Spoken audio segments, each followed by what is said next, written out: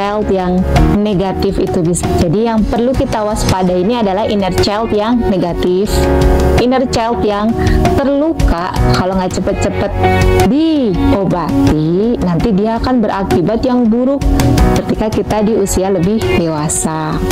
Jadi inner child yang negatif dan terluka yang tidak diatasi atau tidak disadari itu akan memberikan dampak efek apa saja sih gitu terhadap kehidupan kita. Jadi ada 3 jenis dampak yang sudah kita kelompokkan. Lalu siapa saja nih yang dia rentan banget ketika dewasa ini atau usia 12 tahun ke atas? Mereka kemungkinan besar memiliki inner child yang tersimpan rapi di dalam banget, dan terkadang itu nggak bisa gitu ya dilihat secara jelas, dan kadang kita pun nggak menyadari gitu ya. Siapa sih orang-orang itu yang akhirnya saking pinternya sembunyi gitu ya, inner child yang terluka itu saking orang juga nggak mau menunjukkannya gitu ya. Semakin kita menyembunyikan banyak hal, sebenarnya semakin banyak kita menderita. Jadi siapa saja yang terkena itu sederhana seperti yang sudah saya jelaskan di poin yang pertama ya. Mereka anak-anak yang di bawah 7 tahun terutama, atau di bawah 8 tahun, yang mereka mengalami trauma. Ketika dia masih kecil, dia akan menyimpan itu jiwa yang terluka, yang akhirnya ketika dewasa itu menunjukkan gejala-gejala inner child. Yang selanjutnya, anak-anak yang mendapatkan tekanan atau tuntutan yang berlebih dari lingkungan sekitarnya, ya memang itu nggak seharusnya dilakukan atau dicapai oleh anak-anak. Misalnya nih, karena orang tuanya ngerasa malu ya, anaknya nggak ranking 1, atau nilainya nggak 90 atau 100, akhirnya ketika anak pulang, ketika dia nggak dapet ranking 1, dia dimarahin habis-habisan luar biasa.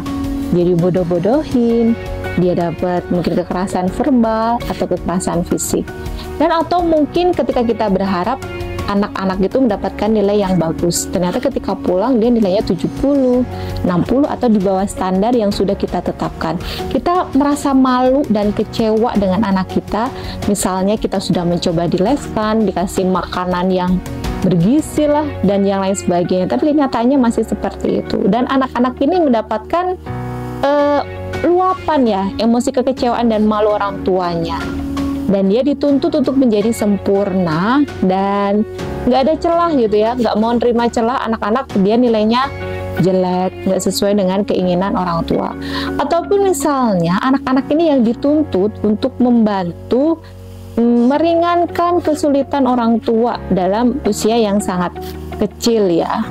Jadi mereka dituntut misalnya mengurusin rumah, atau dia dituntut untuk bertanggung jawab dengan adiknya, ataupun dia dituntut untuk bertanggung jawab secara nafkah ya.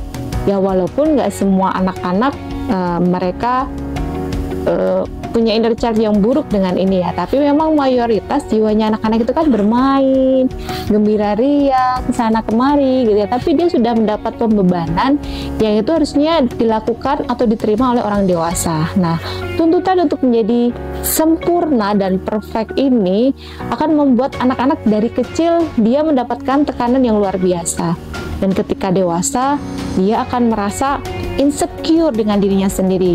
Dia tidak akan mempercayai kemampuan di dalam dirinya. Dan ketika hasilnya sudah dia raih, bisa jadi dia sering menyalahkan dirinya sendiri. Karena dulu ketika kecil dia nggak pernah dihargai. Walaupun usahanya yang kecil, walaupun hasil yang dia dapatkan nggak sempurna, tapi dia nggak dihargai. Maka orang-orang yang seperti ini ketika dia tumbuh dewasa menjadi leader atau menjadi orang yang memiliki bawahan, dia akan memperlakukan hal yang sama untuk timnya, kecuali memang kemampuan pengelolaan emosinya sudah sangat bagus. Berlanjut dengan hal tadi ya, anak-anak yang dia sering tidak diakuin, entah kreativitasnya, ya mungkin kita lihat dia coret-coret biasa gitu ya, kita nggak ngerti, wah keren banget, bagus banget gambarnya, misalnya, ya apaan sih Dede coret-coret doanya di situ, di sini gitu ya, jadi misalnya seperti itu. Atau anak-anak yang ketika dia pulang bikin karya yang biasa, kita nggak terlalu mengakuinya. Jadi pengakuan ini juga termasuk bagaimana dia mendapatkan pengakuan perasaan ketika kecil.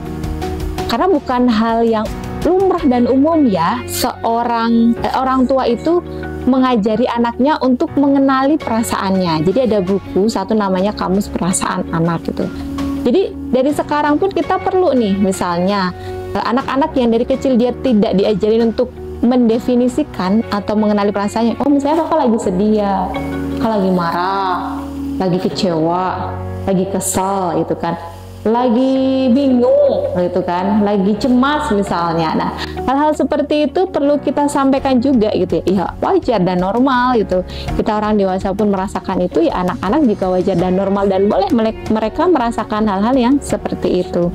Karena memang tidak sedikit ya orang-orang dewasa yang dia punya inner child, mereka itu bingung gitu ya untuk mendefinisikan perasaan yang saya alami ini sebenarnya apa sih? Perasaan yang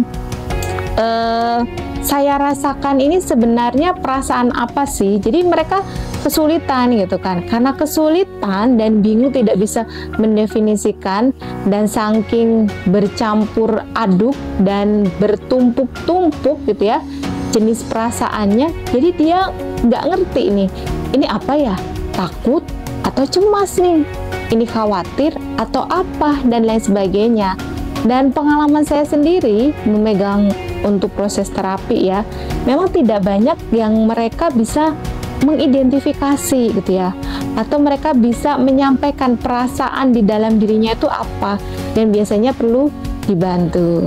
Jadi anak-anak yang tidak mendapatkan pengakuan terutama perasaannya ketika mereka masih kecil, ini mereka juga menjadi salah satu anak yang rentan untuk mengalami inner child yang terluka ketika dia di fase usia dewasa.